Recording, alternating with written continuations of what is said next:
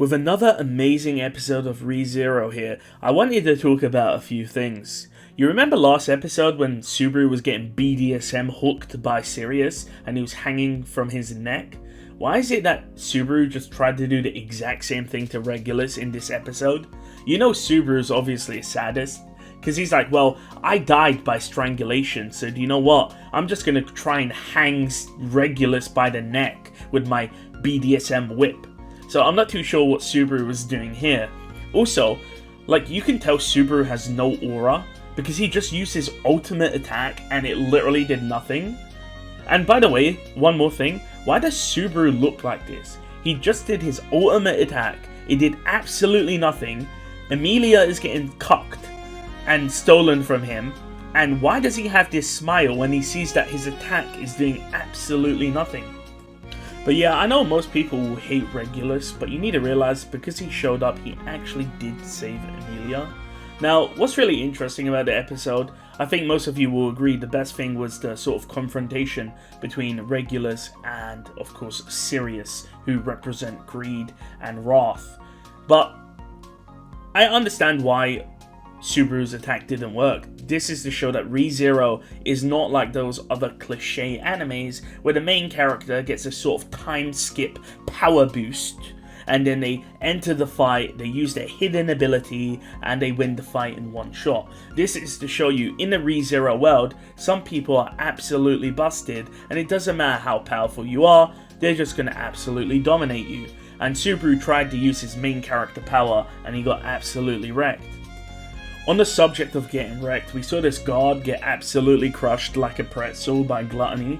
I do like the episode, how it included this scene, but I love how the Subaru and Emilia camp always talk about how they're going to find Gluttony, they're going to beat him up, they're going to get back Rem's memories, and then Otto sees Gluttony and he's just shook. Look at his face right now. You can tell he's panicking.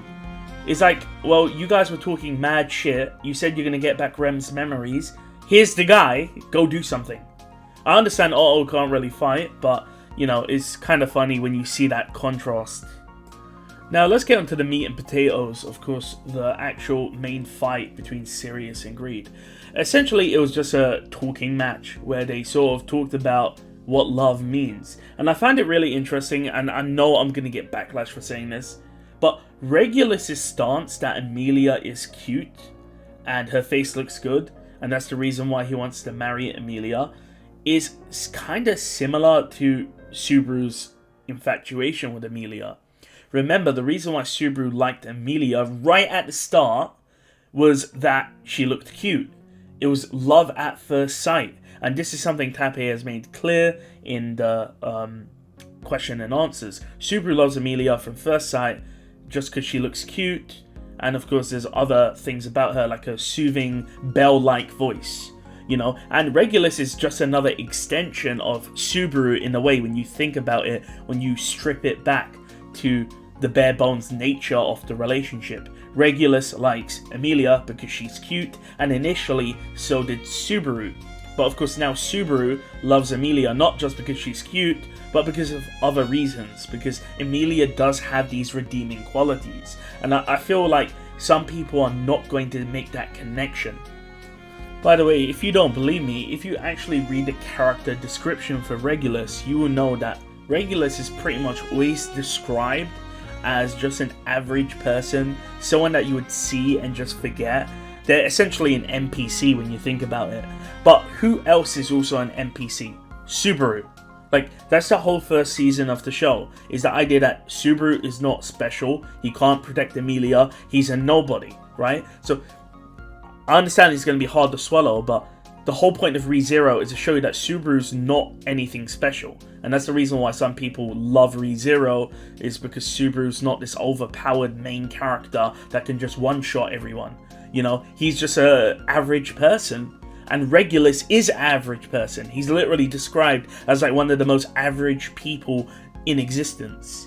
So again, that's another connection between Regulus and Subaru, which again, I feel like people will miss. The only difference, of course, is Regulus does have that broken hacks ability, and Subaru doesn't.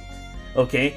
And maybe you could even see it as this idea that You know, Regulus is what Subaru could have become if power went to his head. And if we follow the what-if storylines, we know that can actually be true, because Subaru does actually become similar to Regulus when it comes to those if roots. Of course, as most of you know, the reason why Sirius totally changed in demeanor is because after Subaru used Invisible Providence, of course, keep in mind the sloth witch factor belonged to Betelgeuse, and when Sirius saw the unseen hand, keep in mind she can't see the hands, but she could sort of feel it, so that's the reason why she starts, you know, calling Subaru, "Oh, it's you, Betelgeuse."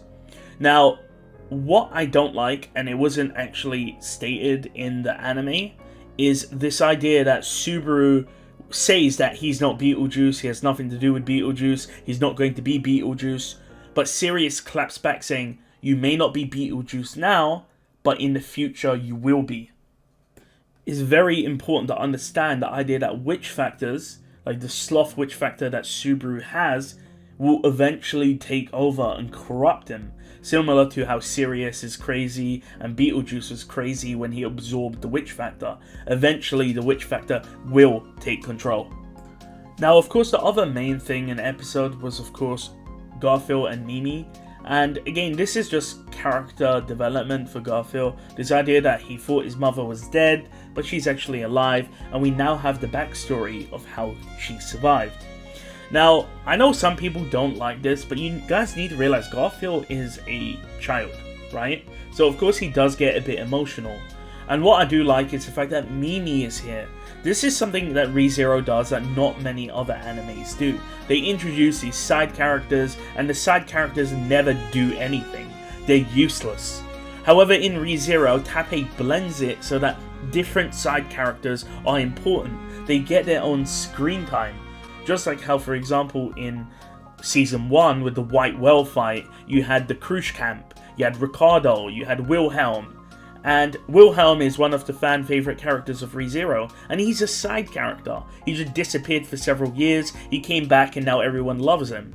Of course, in this sort of episode, there's a focus on Mimi and Garth's relationship. And again, I love Garfield. He's one of my favourite male characters in the series. And unfortunately, many people don't like him, which I don't get, but he's such an amazing character, and we're getting that character development, which we do need. Of course, finally, we had the ending scene where Subaru wakes up after his leg injury, and we see Aldebaran here. Now, I'm going to mention this because I'm getting so tired of the anime messing this up, but this scene is actually supposed to bring suspicion upon Aldebaran, because what Al actually says in the light novel is that you shouldn't say your name around Gluttony. Now, I understand why this was removed, because in the anime, the person that tells Subaru and the rest to not say their name around Gluttony was Puck, all the way back in Season 2, before he left to get the milk. So Puck tells everyone to not say their name around Gluttony because he can eat your name or your memories. However, in the light novel, this is originally revealed by Aldebaran, and it's supposed to give some suspicion towards him. How does he know this? You know, why is he telling us? I mean, of course, he's telling us because he's a good character, but how does he know it? And it's supposed to get the readers to sort of wonder, who is Al? Like, why does he cover his face? But they just cut it out. And I think they're doing a disservice to Al's character, because he does have a lot more layers to him.